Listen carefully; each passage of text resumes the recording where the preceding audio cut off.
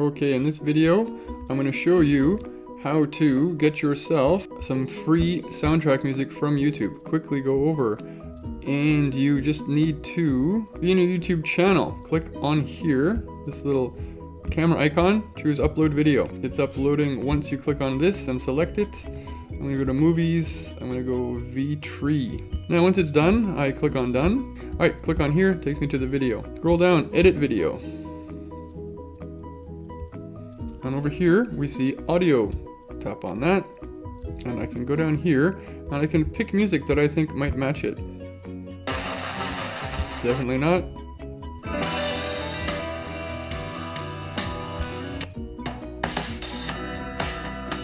Maybe, sure, why not? You can also look in here for things like happy. And that gives me some different choices here. Alright, save the changes. Save that, and now you've got copyright-free music to share out with your video.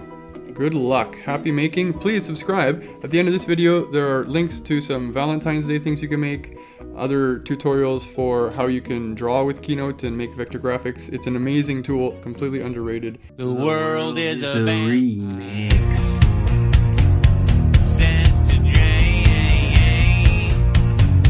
Secret destroyer. The world is a remix.